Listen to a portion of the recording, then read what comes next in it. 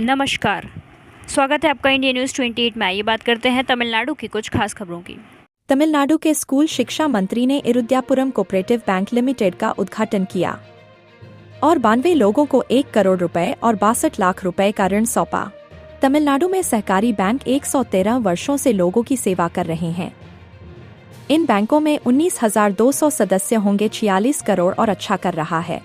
इन ऋणों में आवास ऋण, उपभोक्ता टिकाऊ ऋण, क्रेडिट कार्ड, व्यक्तिगत ऋण, उपभोक्ता टिकाऊ ऋण, स्वनियोजित व्यक्तियों को व्यक्तिगत ऋण, स्वनियोजित व्यक्तियों को व्यक्तिगत ऋण, स्वसहायता समूहों को ऋण, स्वनियोजित व्यक्तियों को ऋण, स्वनियोजित व्यक्तियों को ऋण, स्वनियोजित व्यक्तियों को ऋण, स्वनियोजित व्यक्तियों को ऋण, स्वनियोजित व्यक्तियों को ऋण और स्वनियोजित व्यक्तियों को ऋण शामिल हैं।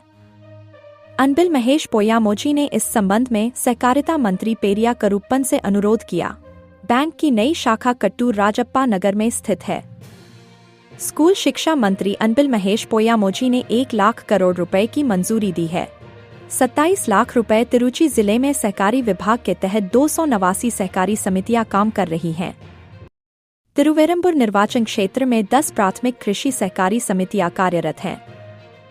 इस अवसर पर अतिरिक्त पुलिस अधीक्षक राहुल मलिक, अतिरिक्त जिला विकास आयुक्त अफसार अली खान, अतिरिक्त उपायुक्त जहूर अहमद मीर, सहायक आयुक्त राजस्व, जिला पंचायत अधिकारी और जिला सूचना अधिकारी के अलावा पूर्व विधायक गुलाम रसूल नाज, निजामुद्दीन भट्ट और उस्मान माजिद, नगर पालिका समितियों के अध्यक्ष बांदीपोरा, सुंबल और हाजिन, बीटीसी अध्यक्ष, पंच, नागरिक समाज के सदस्य उपस्थित थे।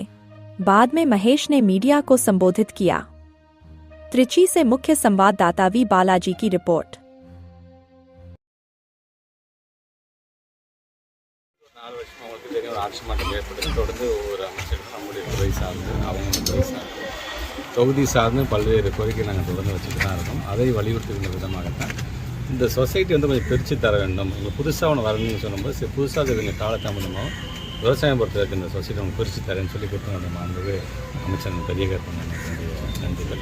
அதேமாதிரி நவல்பட்டுக்கு நம்ம கேட்டோம். ஏன்னா உங்களுக்கே தெரியும், நம்ம கேட்டது வந்து துவாக்குடிக்கு நம்ம கேட்டோம். ஆனால் இதுக்கு அதை அப்கிரேட் பண்ணனால அந்த திட்டத்தை விடுற மாதிரி இருந்துச்சு. அந்த திட்டத்தை விட்டுட்டேன், அந்த திட்டத்தை எங்கள் தொகுதி இன்னொரு இடத்துக்கு கொடுங்க அப்படிங்கிற அளவுக்கு அதையும் வலியுறுத்தணும். அதுவும் நம்முடைய ஹெல்த் மினிஸ்டர் உடனடியாக அதை பரிசீலித்தாங்க. அவருக்கும் நன்றிகள். இது இல்லாமல் நம்முடைய உழவர் சந்தையும் நம்ம வந்து தனியாக கேட்டிருக்கோம். அக்ரி மினிஸ்டர் அது சாத்தியக்கூறுகள் என்னங்கிறத விசாரிச்சு தரேன் அப்படின்னு. ஸோ இந்த மாதிரி அடுத்த மேக்ஸிமம் ஒவ்வொரு மினிஸ்டர்ஸ் மூலமாக என்னென்னலாம் நம்ம வந்து வாங்கி நம்ம தொகுதிக்கு நம்ம ஃபுல்லாக நிரப்ப முடியுமோ அதை செய்கின்ற பணி நாங்கள் செஞ்சுருக்கோம். நீதிமன்றத்துக்கு அண்ணன் வந்து ஏற்கனவே வந்து ஏஎஸ் ஆகிடுச்சுனாங்க. பட் அதுக்கான அந்த இடங்கள் நம்ம இடம் பார்த்துட்டு இருக்கேன். அதாவது சீக்கிரம் நீங்கள் முடித்து நாமளே ஒரு அடிக்கல் நட்டுட்டு நமக்கு பெரிய உதவியாக இருந்துச்சு. உங்களுக்கே தெரியும், திரும்ப தொகுதியில் அடுத்த மேக்ஸிமம் என்னென்னலாம் ஸ்போர்ட்ஸ் சார்ந்தும் சரி, கல்வி சார்ந்தும் சரி, பிரைமரி சென்றவங்களுக்கே தெரியும், காட்டுறது நம்ம வந்து பெருசாக வந்து கட்டிகிட்டு இருக்கோம்.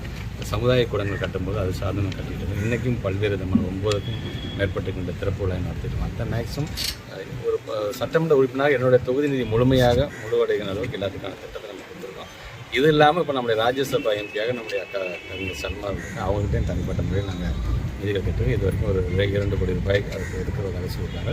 அது சார்ந்திருக்கின்ற பணிகளும் மிக விரைவாக நான் தொடர்கிறேன். எங்களுடைய கோரிக்கையை கொஞ்சம் கேட்க, பஸ்ஸுக்காரங்க ஒருத்தவங்களும் ஸ்டாப்ல நிறுத்த மாட்டேங்கிறாங்க.